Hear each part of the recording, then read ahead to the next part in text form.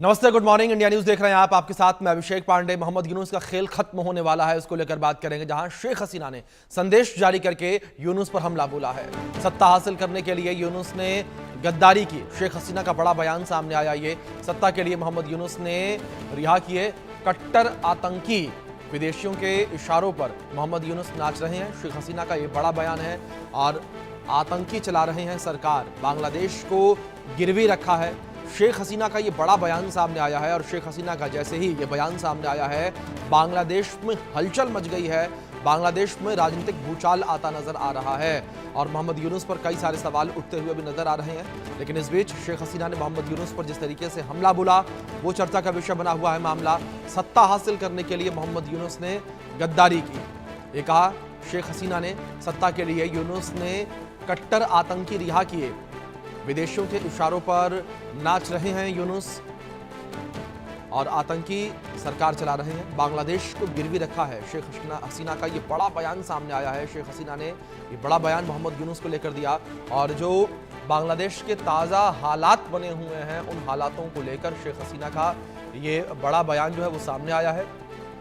शेख हसीना जो है मोहम्मद यूनुस को घेरती नजर आई और जो स्थितियां इस वक्त बांग्लादेश में बनी हुई हैं, जिस तरीके से चुनाव नहीं हो रहे हैं, बार बार चुनाव की तारीख जो है वो टाली जा रही हैं, उसको लेकर शेख हसीना जो है वो हमलावर नजर आई हैं मोहम्मद यूनुस पर।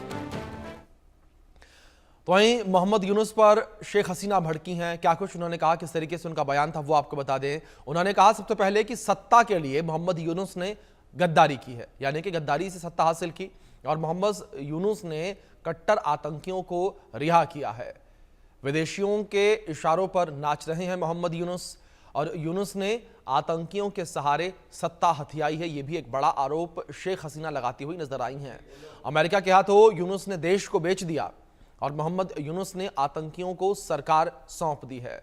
संसद के बिना नहीं बदल सकते कानून और आंदोलन के नाम पर देश को बर्बाद कर दिया है। और साथ ही साथ शेख हसीना ने एक बड़ी बात यह कही कि आतंकी इस वक्त सरकार चला रहे हैं और उन्होंने कहा कि बांग्लादेश को गिरवी रख दिया है। आवामी लीग पर प्रतिबंध असंवैधानिक भी शेख हसीना के द्वारा बताया गया है। आवामी लीग शेख हसीना की पार्टी, जिस पार्टी को बांग्लादेश में जो है बैन किया गया। मोहम्मद यूनुस का मानवीय कॉरिडोर, उसको लेकर बात की जाए तो रोहिंग्या शरणार्थियों के लिए कॉरिडोर योजना की बात की गई। म्यांमार के रखाइन तक कॉरिडोर प्लान किया गया है। रखाइन अहम रणनीतिक इलाका है। सेना को कूटनीतिक नुकसान का अंदेशा है।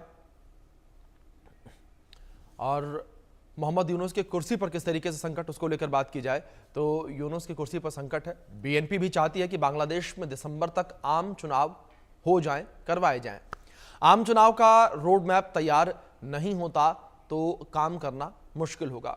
मोहम्मद यूनुस अगले साल जनवरी से जून के बीच चुनाव चाहते हैं और मोहम्मद यूनुस के अलावा कट्टरपंथी जमात इस्लामी भी चुनाव टालने के पक्ष में है।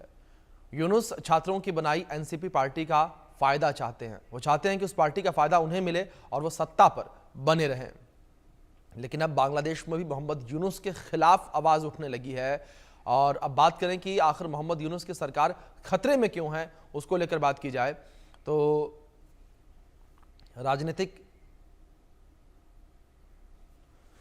लगातार राजनीतिक असहमति जो है वो लगातार देखने को मिल रही है। लोगों में जो है वह विरोध देखने को मिल रहा है। लोग अब मोहम्मद यूनुस की नीतियों का विरोध करते नजर आ रहे हैं और लोगों का यह कहना है कि मोहम्मद यूनुस के द्वारा जो दावे किए जा रहे थे, जो वादे किए गए थे, वो पूरे नहीं किए गए हैं और बांग्लादेश लगातार जो है वो गर्त में जा रहा है।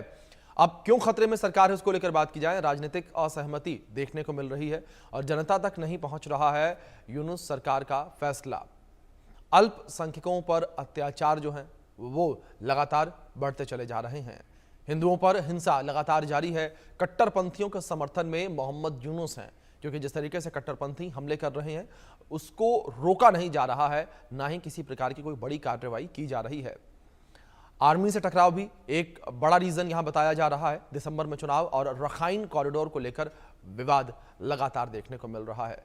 आर्मी के साथ लगातार विवाद जो है वो देखने को मिल रहा है और बांग्लादेश के आर्मी चीफ जो हैं वो मोहम्मद यूनुस को अल्टीमेटम भी दे चुके हैं। उन्होंने मोहम्मद यूनुस को अल्टीमेटम देते हुए ये कहा है कि आप दिसंबर तक चुनाव करवाइए किसी भी हाल में, लेकिन अब जिस तरीके से मोहम्मद यूनुस ये चाहते हैं कि जो चुनाव है वो अगले साल देश में हो और जून जुलाई के बीच में बांग्लादेश में चुनाव वो करवाना चाहते हैं, लेकिन इस बीच जिस तरीके से आर्मी चीफ का ये कहना है कि दिसंबर तक चुनाव हो जाने चाहिए, यानी कि इस साल के अंत तक बांग्लादेश में सरकार चुन ली जानी चाहिए। अब क्या स्थितियां वहां पर बनेंगी, इसी पर चर्चा करने के लिए हमारे साथ कुछ खास मेहमान जुड़े हुए हैं और उनका परिचय मैं आपसे करवा दूं। हमारे साथ शोएब चौधरी जी जुड़े हैं जो कि बांग्लादेशी पत्रकार हैं, और हमारे साथ रिटायर्ड मेजर जनरल सुधाकर जी जुड़े हैं डिफेंस एक्सपर्ट के तौर पर। दोनों मेहमानों का बहुत स्वागत है। इस चर्चा की शुरुआत मैं शोएब चौधरी जी से करना चाहूंगा। शोएब जी, जो हालात बांग्लादेश में बने हुए हैं वो जाहिर तौर पर किसी से छिपे नहीं हैं, और जिस तरीके से यहाँ पर अगर बात मोहम्मद यूनुस को लेकर की जाए, शुरुआती दौर में तो ये लग रहा था कि नोबेल प्राइज विनर हैं ये, और जब ये सत्ता संभालेंगे तो देश में शांति बहाल होगी, लेकिन स्थितियां विपरीत जस की तस बनी हुई हैं और सत्ता लोभ मोहम्मद यूनुस के ऊपर अब देखने को मिल रहा है।